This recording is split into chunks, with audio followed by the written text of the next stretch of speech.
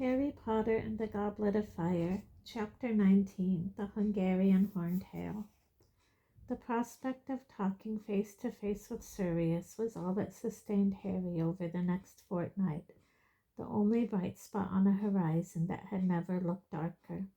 The shock of finding himself school champion had worn off slightly now, and the fear of what was facing him was starting to sink in. The first task was drawing steadily nearer. He felt as though it was crouching ahead of him like some horrific monster, barring his path.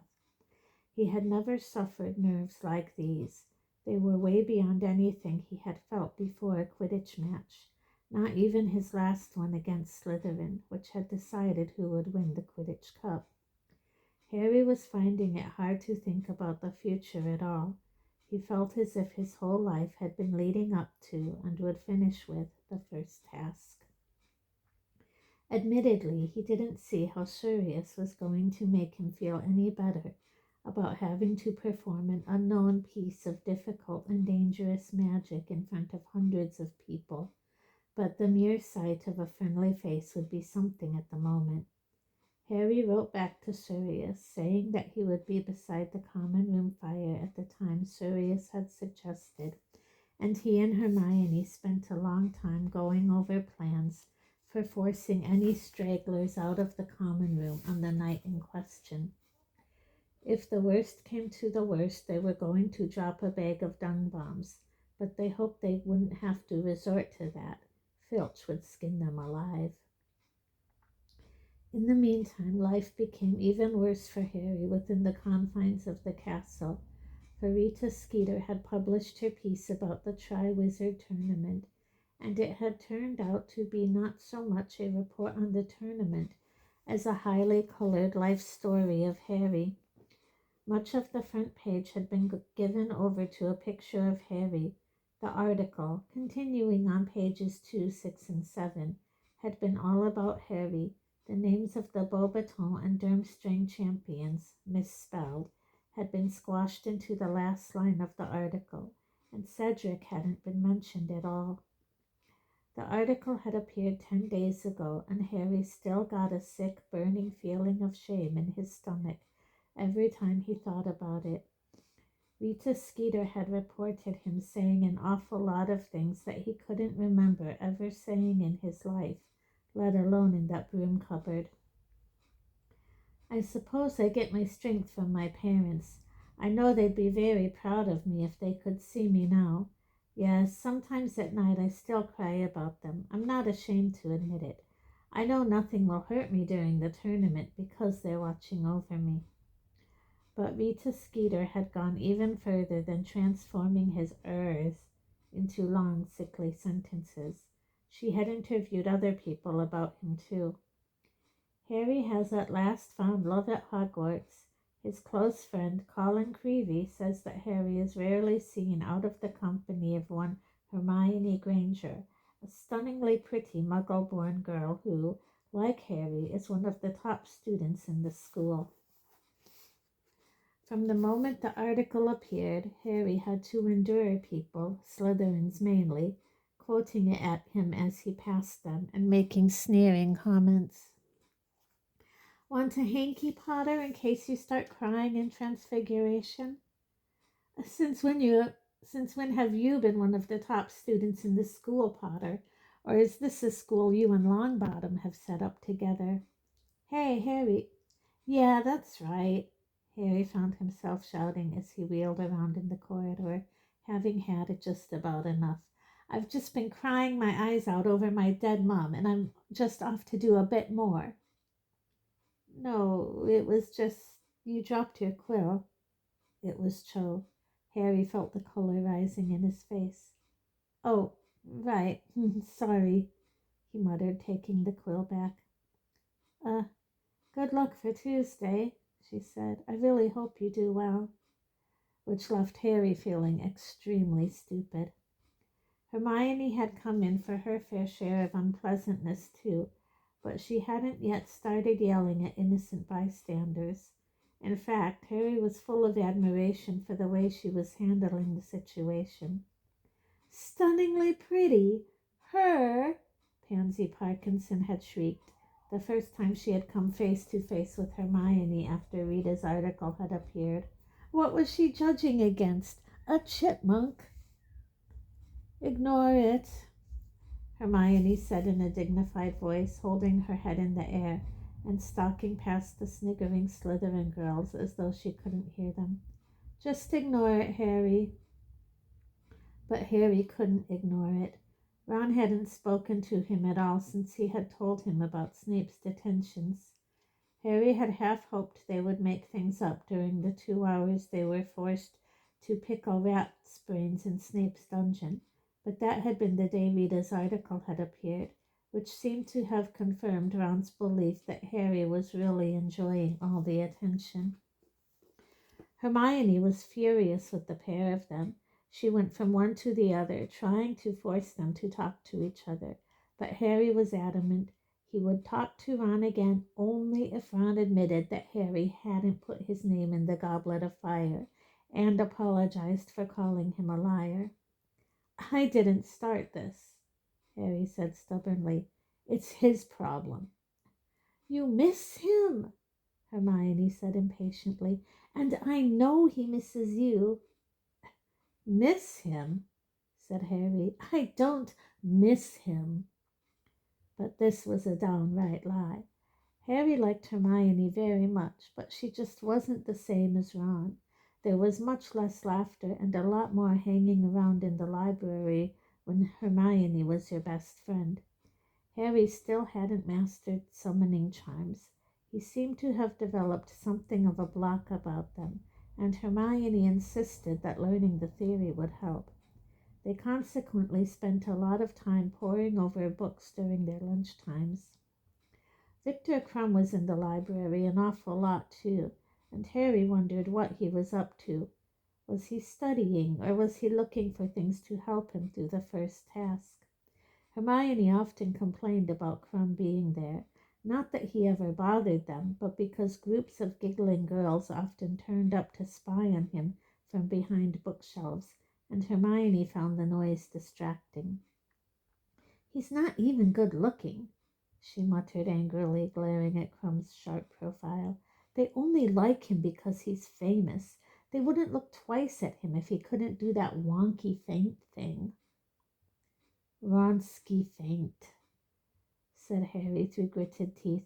Quite apart from liking to get Quidditch terms correct, it caused him another pang to imagine Ron's expression if he could have heard Hermione talking about wonky feints. It is a strange thing, but when you are dreading something and would give anything to slow time down, it has a disobliging habit of speeding up. The days until the first task seemed to slip by, as though someone had fixed the clocks to work at double speed. Harry's feeling of barely controlled panic was with him wherever he went, as ever-present as the snide comments about the Daily Prophet article. On the Saturday before the first task, all students in the 3rd year and above were permitted to visit the village of Hogsmeade. Hermione told Harry that it would do him good to get away from the castle for a bit, and Harry didn't need much persuasion. What about Ron, though? He said. Don't you want to go with him? Oh, well, Hermione went slightly pink. I thought we might meet up with him in the Three Broomsticks. No, said Harry flatly. Oh, Harry, this is so stupid. I'll come, but I'm not meeting Ron, and I'm wearing my invisibility cloak. Oh, all right then, Hermione snapped. But I hate talking to you in that cloak. I never know if I'm looking at you or not. So Harry put on his invisibility cloak in the dormitory, went back downstairs, and together he and Hermione set off for Hogsmeade. Harry felt wonderfully free under the cloak. He watched other students walking past them as they entered the village, most of them sporting Support Cedric Diggory badges, but no horrible remarks came his way for a change, and nobody was quoting that stupid article. People keep looking at me now, said Hermione grumpily as they came out of Honeyduke's sweet shop later. eating a large cream-filled chocolates. They think I'm talking to myself. Don't move your lips so much then. Come on, please, just take off your cloak for a bit. No one's going to bother you here. Oh, yeah? Said Harry. Look behind you. Rita Skeeter and her photographer friend had just emerged from the Three Broomsticks pub. Talking in low voices, they passed right by Hermione without looking at her. Harry backed into the wall of honeydukes to stop Rita Skeeter hitting him with her crocodile skin handbag. When they were gone, Harry said, "She's staying in the village. I bet she's coming to watch the first task." As he said it, his stomach flooded with a wave of molten panic. He didn't mention this. He and Hermione hadn't discussed what was coming in the first task much. He had the feeling she didn't want to think about it. "She's gone," said Hermione, looking right through Harry towards the end of the high street. "Why don't we go and have a butterbeer in the Three Broomsticks? It's a bit cold, isn't it? You don't have to talk to Ron," she added irritably, correctly interpreting his silence. The Three Broomsticks was packed, mainly with Hogwarts students enjoying their free afternoon, but also with the variety of magical people Harry rarely saw anywhere else. Harry supposed that as Hogsmeade was the only all-wizard village in Britain, it was a bit of a haven for creatures like hags, who were not as adept as wizards at disguising themselves. It was very hard to move through crowds in the invisibility cloak, in case you accidentally trod on someone, which tended to lead to awkward questions. Harry edged slowly towards a spare table in the corner while Hermione went to buy drinks. On his way through the pub, Harry spotted Ron, who was sitting with Fred, George, and Lee Jordan. Resisting the urge to give Ron a good hard poke in the back of the head, he finally reached the table and sat down at it. Hermione joined him a moment later and slipped him a butterbeer under his cloak. "I look such an idiot sitting here on my own," she muttered. "Lucky I brought something to do." And she pulled out a notebook in which she had been keeping a record of SPEW members. Harry saw his and Ron's names at the top of a very short list. It seemed a very long time ago that they had sat making up those predictions together, and Hermione had turned up and appointed them secretary and treasurer. "You know, maybe I should try and get some of the villagers involved in SPEW," Hermione said thoughtfully, looking around the pub. "Yeah, right," said Harry. He took a swig of butterbeer under his cloak. "Hermione, when are you going to give up on this SPEW stuff?" "When house elves have decent wages and working conditions," she hissed back. "You know, I'm starting to think it's time for more direct action. I wonder how you get into the school kitchens." "No idea. Ask Fred and George," said Harry. Hermione lapsed into thoughtful silence while Harry drank his butterbeer, watching the people in the pub. All of them looked cheerful and relaxed. Ernie Macmillan and Hannah Abbott were swapping chocolate frog cards at a nearby table, both of them sporting Support Cedric Diggory badges on their cloaks. Right over by the door he saw Cho and a large group of her Ravenclaw friends. She wasn't wearing a Cedric badge, though. This cheered Harry up very slightly. What wouldn't he have given to be one of these people, sitting around laughing and talking, with nothing to worry about but homework? He imagined how it would have felt to be here if his name hadn't come out of the goblet of fire. He wouldn't be wearing the invisibility cloak, for one thing. Ron would be sitting with him. The three of them would probably be happily imagining what deadly dangerous task the school champions would be facing on Tuesday. He'd have been really looking forward to it, watching them do whatever it was, cheering on Cedric with everyone else, safe in a seat at the back of the stands. He wondered how the other champions were feeling. Every time he had seen Cedric lately, he had been surrounded by admirers and looking nervous but excited. Harry glimpsed Fleur Delacour from time to time in the corridors, She looked exactly as she always did, haughty and unruffled, and Crumb just sat in the library, poring over books. Harry thought of Sirius, and the tight, tense knot in his chest seemed to ease slightly. He would be speaking to him in just over 12 hours, for tonight was the night they were meeting at the common room fire, assuming nothing went wrong as everything else had done lately. "Look, it's Hagrid," said Hermione. The back of Hagrid's enormous shaggy head, he had mercifully abandoned his bunches, emerged over the crowd. Harry wondered why he hadn't spotted him at once, as Hagrid was so large, but standing up carefully he saw that Hagrid had been leaning low, talking to Professor Moody. Hagrid had his usual enormous tankard in front of him, but Moody was drinking from his hip flask. Madame Rosmerta, the pretty landlady, didn't seem to think much of this. She was looking askance at Moody as she collected glasses from tables around them. Perhaps she thought it was an insult to her mulled mead, but Harry knew better. Moody had told them all during their last defense against the dark arts lesson that he preferred to prepare his own food and drink at all times, as it was so easy for dark wizards to poison an unattended cup. As Harry watched, he saw Hagrid and Moody get up to leave. He waved, then remembered that Hagrid couldn't see him. Moody, however, paused, his magical eye on the corner where Harry was standing.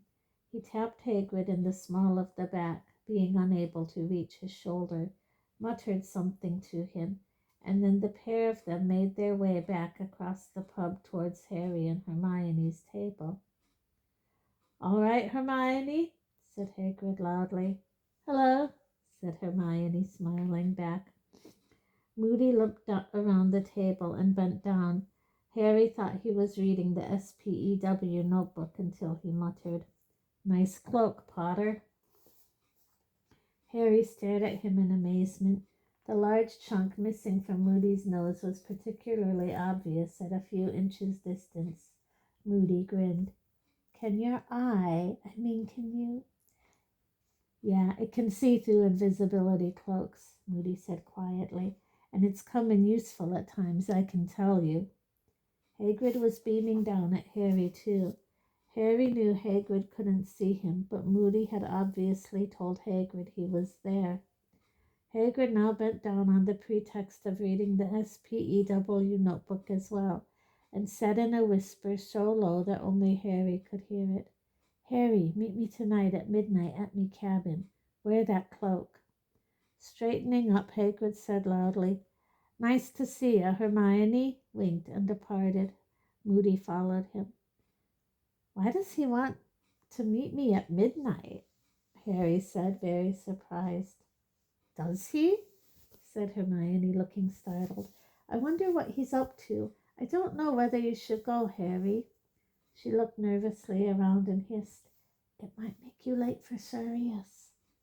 It was true that going down to Hagrid's at midnight would mean cutting his meeting with Sirius very fine indeed.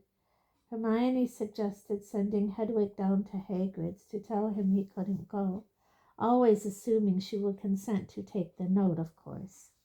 Harry, however, thought it better to be quick at whatever Hagrid wanted him for. He was very curious to know what this might be. Hagrid had never asked Harry to visit him so late at night. At 11:30 that evening, Harry, who had pretended to go up to bed early, pulled the invisibility cloak back over himself and crept back downstairs through the common room. Quite a few people were still in there. The Creevy brothers had managed to get hold of a stack of Support Cedric Diggory badges and were trying to bewitch them to make them say Support Harry Potter instead. So far, however, all they had managed to do was get the badges stuck on Potter Stinks. Harry crept past them to the portrait hole and waited for a minute or so, keeping an eye on his watch. Then Hermione opened the fat lady for him from outside as they had planned. He slipped past her with a whispered, "Thanks," and set off through the castle. The grounds were very dark. Harry walked down the lawn towards the lights shining in Hagrid's cabin. The inside of the enormous Beauxbaton carriage was also lit up. Harry could hear Madame Maxime talking inside it as he knocked on Hagrid's front door. "You there, Harry?" Hagrid whispered, opening the door and looking around. "Yeah," said Harry, slipping inside the cabin and pulling the cloak down off his head. "What's up?" "Got summat to show you," said Hagrid. There was an air of enormous excitement about Hagrid. He was wearing a flower that resembled an oversized artichoke in his buttonhole. It looked as though he had abandoned the use of axle grease, but he had certainly attempted to comb his hair. Harry could see the comb's broken teeth tangled in it. "What are you showing me?" Harry asked warily, wondering if the Scroots had laid eggs, or Hagrid had managed to buy another giant three-headed dog off a stranger in a pub. "Come with me. Keep quiet and keep yourself covered with that cloak," said Hagrid. "We won't take Fang. He won't like it." "Listen, Hagrid, I can't stay long. I've got to be back up at the castle for 1 o'clock. But Hagrid wasn't listening. He was opening the cabin door and striding off into the night. Harry hurried to follow and found, to his great surprise, that Hagrid was leading him to the Beauxbaton carriage. "Hagrid, what?" "Shh," said Hagrid, and he knocked 3 times on the door, bearing the crossed golden wands. Madame Maxime opened it. She was wearing a silk shawl wrapped around her massive shoulders. She smiled when she saw Hagrid. "Ah, Hagrid, it is time?" "Bonjour," said Hagrid, beaming at her and holding out a hand to help her down the golden steps. Madame Maxime closed the door behind her. Hagrid offered her his arm, and they set off around the edge of the paddock containing Madame Maxime's giant winged horses, with Harry, totally bewildered, running to keep up with them. Had Hagrid wanted to show him Madame Maxime? He could see her any old time he wanted. She wasn't exactly hard to miss. But it seemed that Madame Maxime was in for the same treat as Harry, because after a while she said playfully, "Where is it you are taking me, Hagrid?" "You'll enjoy this," said Hagrid gruffly. "Worth seeing, trust me. Only, don't go telling anyone I showed you, right? You're not supposed to know." "Of course not," said Madame Maxime, fluttering her long black eyelashes. And still they walked, Harry getting more and more irritable as he jogged along in their wake, checking his watch every now and then. Hagrid had some harebrained scheme in hand, which might make him miss Sirius. If they didn't get there soon, he was going to turn around, go straight back to the castle, and leave Hagrid to enjoy his moonlit stroll with Madame Maxime. But then, when they had walked so far around the perimeter of the forest that the castle and the lake were out of sight, Harry heard something. Men were shouting up ahead. Then came a deafening, ear-splitting roar. Hagrid led Madame Maxime around a clump of trees and came to a halt. Harry hurried up alongside them. For a split second he thought he was seeing bonfires and men darting around them. And then his mouth fell open. Dragons. 4 fully grown, enormous, vicious-looking dragons were rearing on their hind legs inside an enclosure fenced with thick planks of wood, roaring and snorting. Torrents of fire were shooting into the dark sky from their open fanged mouths, 50 feet above the ground on their outstretched necks. There was a silvery blue one with long pointed horns, snapping and snarling at the wizards on the ground. A smooth-scaled green one, which was writhing and stamping with all its might. A red one with an odd fringe of fine gold spikes around its face, which was shooting mushroom-shaped fire clouds into the air. And a gigantic black one, more lizard-like than the others, which was nearest to them. At least 30 wizards, 7 or 8 to each dragon, were attempting to control them, pulling on the chains connected to heavy leather straps around their necks and legs. Mesmerized, Harry looked up, high above him, and saw the eyes of the black dragon, with vertical pupils like a cat's, bulging with either fear or rage. He couldn't tell which. It was making a horrible noise, a yowling, screeching scream. "Keep back there, Hagrid!" yelled a wizard near the fence, straining on the chain he was holding. "They can shoot fire at a range of 20 feet, you know. I've seen this Horntail do 40. "Isn't it beautiful?" said Hagrid softly. "It's no good," yelled another wizard. "Stunning spells on the count of 3. Harry saw each of the dragon keepers pull out his wand. "Stupefy!" they shouted in unison, and the stunning spells shot into the darkness like fiery rockets, bursting in showers of stars on the dragon's scaly hides. Harry watched the dragon nearest to them teeter dangerously on its back legs, its jaws stretched wide in a suddenly silent howl. Its nostrils were suddenly devoid of flame, though still smoking. Then, very slowly, it fell. Several tons of sinewy, scaly black dragon hit the ground with a thud that Harry could have sworn had made the trees behind him quake. The dragon keepers lowered their wands and walked forwards to their fallen charges, each of which was the size of a small hill. They hurried to tighten the chains and fasten them securely to iron pegs, which they forced deep into the ground with their wands. "Want a closer look?" Hagrid asked Madame Maxime excitedly. The pair of them moved right up to the fence, and Harry followed. The wizard, who had warned Hagrid not to come any closer, turned, and Harry realized who it was, Charlie Weasley. "All right, Hagrid," he panted, coming over to talk. "They should be okay now.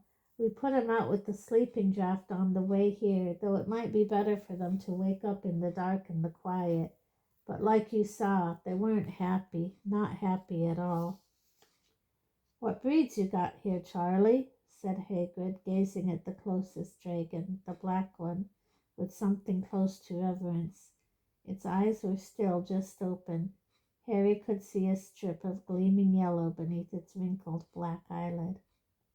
"This is a Hungarian Horntail," said Charlie. "There's a common Welsh green over there, the smaller one, a Swedish short snout, that blue-gray, and a Chinese fireball, that's the red." Charlie looked around. Madame Maxime was strolling away around the edge of the enclosure, gazing at the stunned dragons. "I didn't know you were bringing her, Hagrid," Charlie said, frowning. "The champions aren't supposed to know what's coming. She's bound to tell her student, isn't she?" "Just thought she'd like to see him," shrugged Hagrid, still gazing enraptured at the dragons. "Really romantic date, Hagrid," said Charlie, shaking his head. "4," said Hagrid. "So it's one for each of the champions, is it? What have they got to do? Fight 'em?" "Just get past them, I think," said Charlie. "We'll be on hand if it gets nasty, extinguishing spells at the ready. They wanted nesting mothers. I don't know why. But I tell you this, I don't envy the one who gets the Horntail. Vicious thing. Its back end's as dangerous as its front. Look." Charlie pointed toward the Horntail's tail, and Harry saw long bronze-colored spikes protruding along it every few inches. 5 of Charlie's fellow keepers staggered up to the Horntail at that moment, carrying a clutch of huge granite-gray eggs between them in a blanket. They placed them carefully at the Horntail's side. Hagrid let out a moan of longing. "I've got them counted, Hagrid," said Charlie sternly. Then he said, "How's Harry?" "Fine," said Hagrid. He was still gazing at the eggs. "Just hope he's still fine after he's faced this lot," said Charlie grimly, looking out over the dragon's enclosure. "I didn't dare tell Mum what he's got to do for the first task.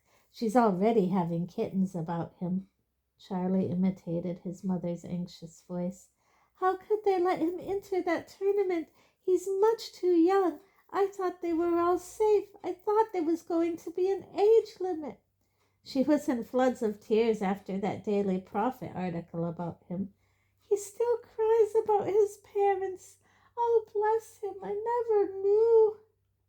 Harry had had enough, trusting to the fact that Hagrid wouldn't miss him, with the attractions of 4 dragons and Madame Maxime to occupy him.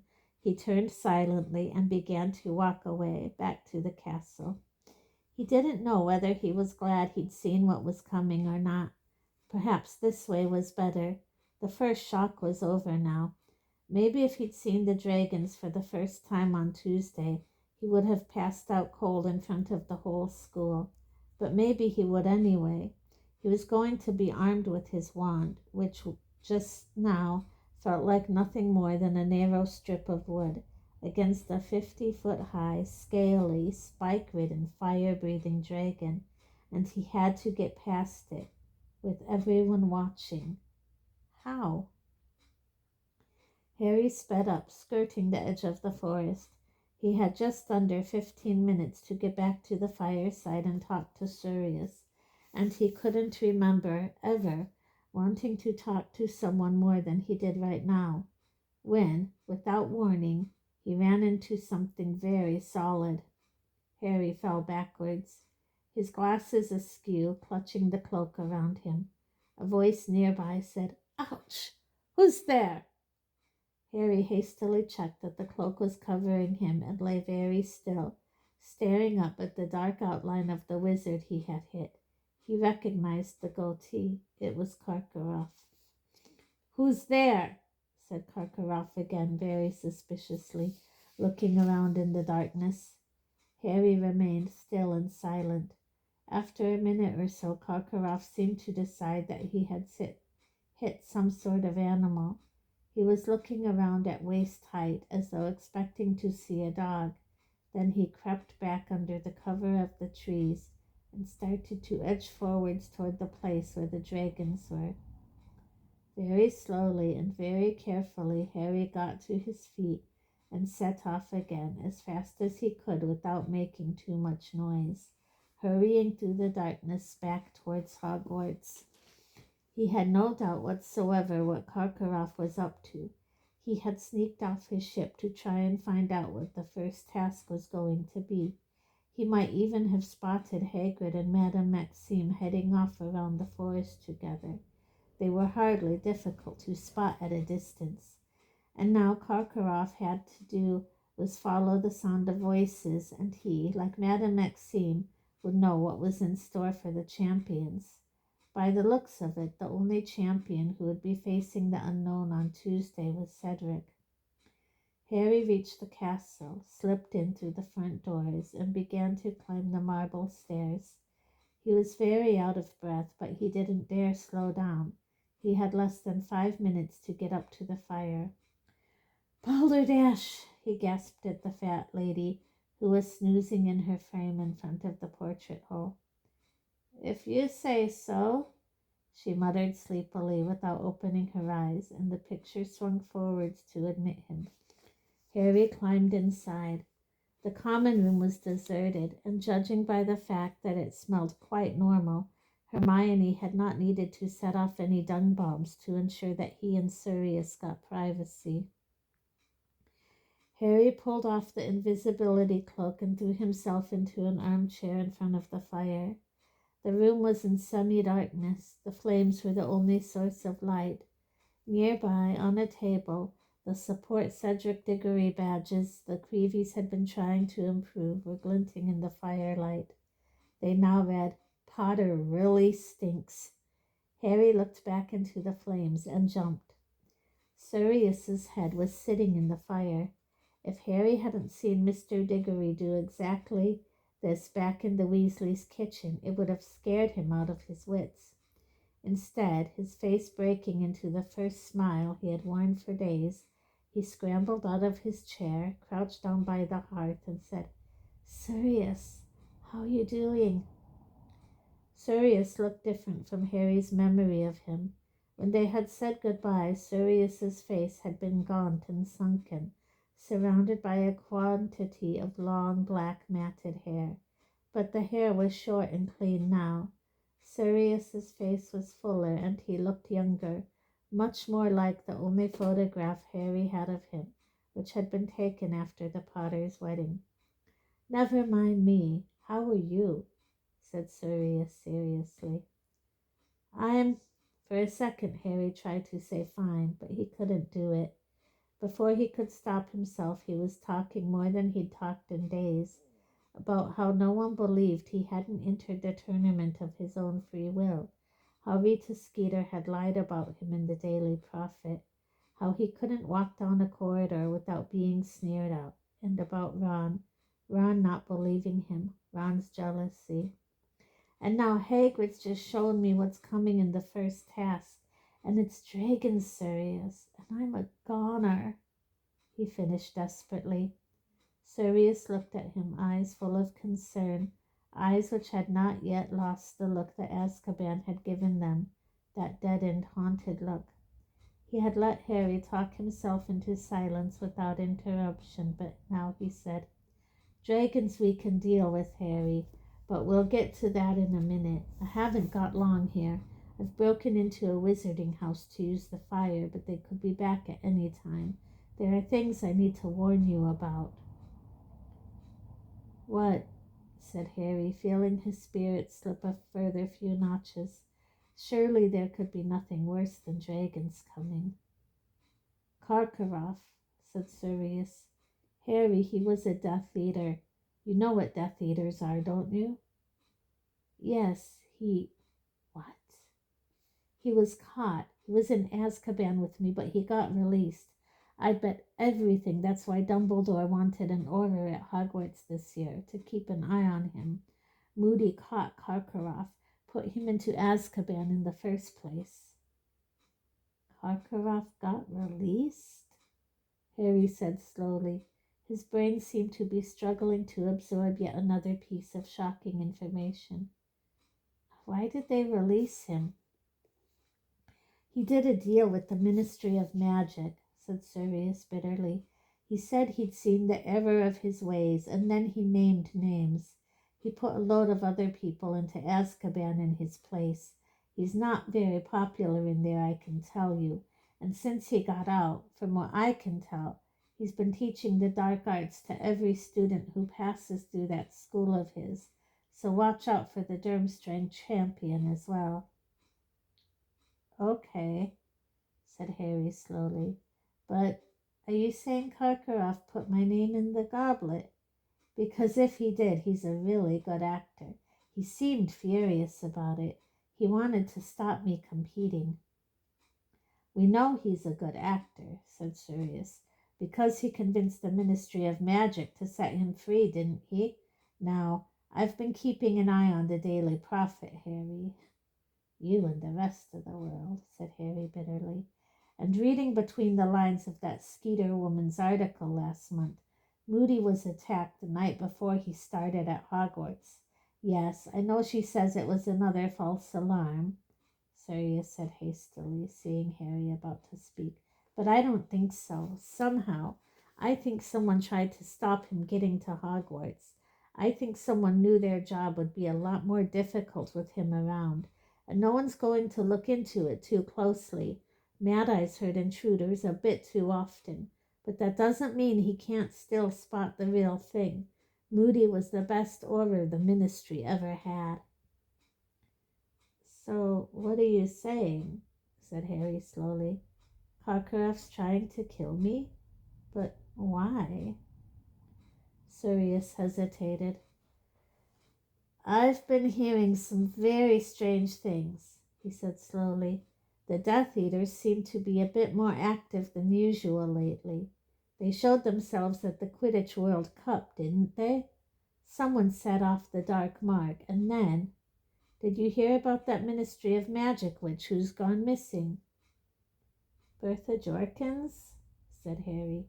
"Exactly. She disappeared in Albania, and that's definitely where Voldemort was rumored to be last. And she would have known the Triwizard Tournament was coming up, wouldn't she?" "Yeah, but it's not very likely she'd have walked straight into Voldemort, is it?" said Harry. Listen, I knew Bertha Jorkins, said Sirius grimly. She was at Hogwarts when I was, a few years above your dad and me, and she was an idiot. Very nosy, but no brains. None at all. It's not a good combination, Harry. I'd say she'd be very easy to lure into a trap. So, so Voldemort could have found out about the tournament, said Harry. Is that what you mean? You think Karkaroff might be here on his orders? I don't know, said Sirius slowly. I just don't know. Karkaroff doesn't strike me as the type who'd go back to Voldemort unless he knew Voldemort was powerful enough to protect him. But whoever put your name in that goblet did it for a reason, and I can't help thinking the tournament would be a very good way to attack you and make it look like an accident. Looks like a really good plan from where I'm standing, said Harry bleakly. They'll just have to stand back and let the dragons do their stuff. Right, these dragons, said Sirius, speaking very quickly now. There's a way, Harry. Don't be tempted to try a stunning spell. Dragons are strong and too powerfully magical to be knocked out by a single stunner. You need about half a dozen wizards at a time to overcome a dragon. Yeah, I know. I just saw, said Harry. But you can do it alone, said Sirius. There is a way, and a simple spell's all you need, just...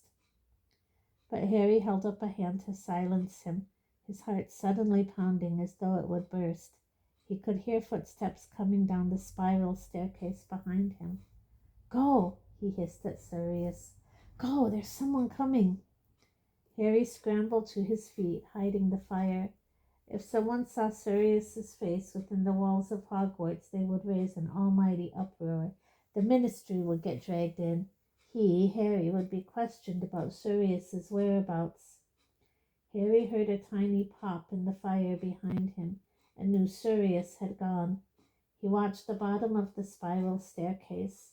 Who had decided to go for a stroll at 1 o'clock in the morning and stopped Sirius telling him how to get past the dragon? It was Ron. Dressed in his maroon paisley pajamas, Ron stopped dead, facing Harry across the room, and looked around. Who were you talking to? He said. What's that got to do with you? Harry snarled. What are you doing down here at this time of night? I just wondered where you... Ron broke off, shrugging. Nothing. I'm going back to bed. Just thought you'd come nosing around, did you? Harry shouted. He knew that Ron had no idea what he'd walked in on, knew he hadn't done it on purpose, but he didn't care. At this moment, he hated everything about Ron, right down to the several inches of bare ankle showing beneath his pajama trousers. Sorry about that, said Ron, his face reddening with anger. Should have realized you didn't want to be disturbed. I'll let you get on with practicing for your next interview in peace. Harry seized one of the Potter Really Stinks badges off the table and chucked it as hard as he could across the room. It hit Ron on the forehead and bounced off. There you go, Harry said. Something for you to wear on Tuesday. You might even have a scar now if you're lucky. That's what you want, isn't it? He strode across the room toward the stairs. He half expected Ron to stop him. He would even have liked Ron to throw a punch at him. But Ron just stood there in his too small pajamas, and Harry, having stormed upstairs, lay awake in bed fuming for a long time afterwards, and didn't hear him come up to bed.